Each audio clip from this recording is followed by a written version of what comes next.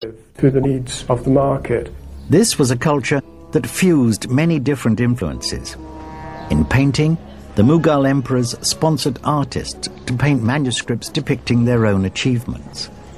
Images like these reveal the influence of old Persian art, but their sheer sense of realism has led many to detect the influence of the distant West.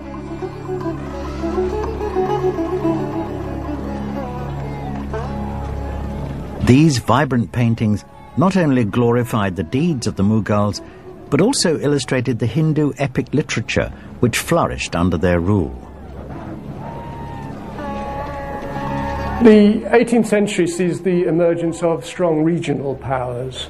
There are particularly groups in southern, western and eastern India who emerge in the 18th century.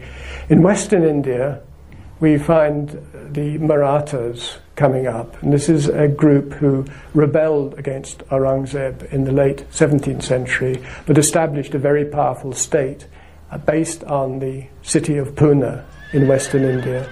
And they expanded over quite a large part of India in the course of the 18th century, and they could have in fact replaced the Mughals as the chief ruling group in India. The British really start to establish their rule in a serious way in the mid-18th century. Initially, the British were confined to just a few port cities.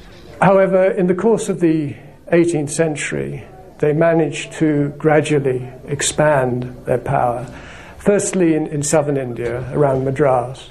Then, very crucially, in the 1750s, they gain control over Bengal.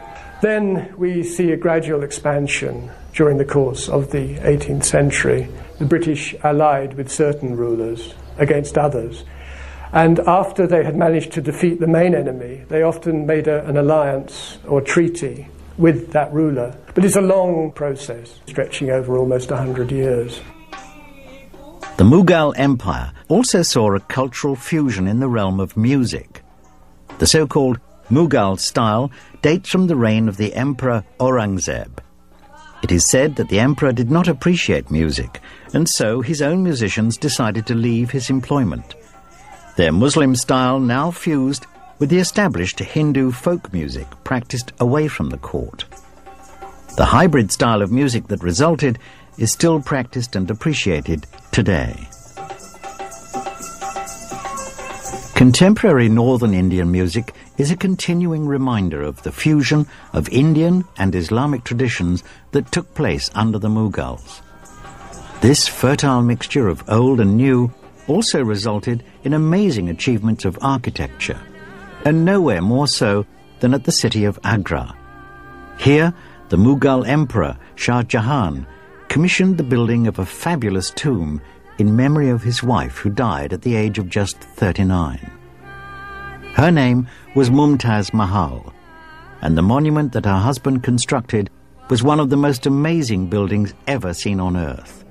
It remains so today, a brilliant combination of the Hindu and Islamic traditions of India, the Taj Mahal.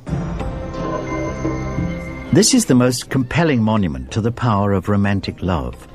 It is said that Shah Jahan and his beloved wife were never parted during their 18 years of marriage. When Mumtaz died, her husband was consumed with grief. But he soon resolved that his wife's body would rest in a fabulous tomb. 22 years later, in 1648, the Taj Mahal was completed. The labor of 20,000 men had been required. The Taj Mahal epitomizes and is probably the living embodiment of Mughal achievement in India. The whole conception of the mausolea is quite loaded and it evolves very interestingly in South Asia. In that, this is a monument of love. It's marvelously articulated in terms of it has all the tenets of the Islamic paradisiacal garden, at the head of which you have this great edifice. So again, as you progress into the monument from its outer enclosures, which are in red sandstone, the great gateway, and the two mosques that are on either side of it, on east and west of it, and then, of course, the main rather pearl-like setting of the monument itself, which is again sits adorned on magnificent plinth, the great domical chamber, and four corner minarets, which under normal circumstances would have been bastions adhering to the built form, but in this case have been given their own autonomy and done so very interestingly architecturally. Sadly for Shah Jahan, there was a price to pay for this timeless expression of love. It is said that the Taj Mahal cost 32 million rupees to build. It is also said that such a price was too much even for a Mughal king. According to legend, Shah Jahan's lavish spending led to his overthrow by his son Aurangzeb. The new ruler then imprisoned his father in Agra's Red Fort, a mile to the west of the Taj. For the last 8 years of his life, Shah Jahan remained confined. His only consolation was that his cell window looked out onto the monument that remains the greatest reminder of his rule and his love. Everybody reacts to that building because of the supreme elegance, the fantastic colour, the atmosphere about it, and the balance of its proportions. You don't need to understand it to realise that it's a very beautiful building. It's the culmination, in many ways, of more than a century of Mughal architecture in India, and especially the mausoleum. I think you could argue that by the time of Shah Jahan, who was deeply interested in architecture, we can see a completely new style. It's a new style. It's a fusion of the different traditions into one distinctive style, which really means that it's no longer important to try and separate out the Hindu elements or the Islamic elements, because it's become something on its own. It's become the Mughal style. And I think that the Taj Mahal really is the culmination of that process. It's the greatest monument, and it really is the monument in which the two styles are fused together to almost perfection. It evolves out of traditions that are very indigenous to South Asian Islam, that of the mausolea and that of the pleasure garden, that are articulated in very South Asian terms. But more than that, it tends to become a pan-South Asian Islamic symbol of the time, of the 17th century, which in fact puts it at par with the Safavids in Iran and the Ottomans in Turkey.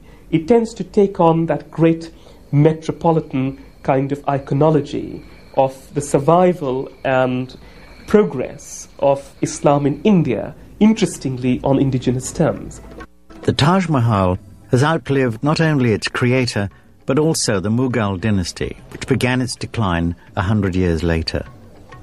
India's earlier landmarks, such as the sophisticated cities of Harappa and Mohenjo-Daro, survived for 4,000 years, hidden beneath the surface. No doubt, over time, India will yield up more of her lost treasures, each one with a story to tell.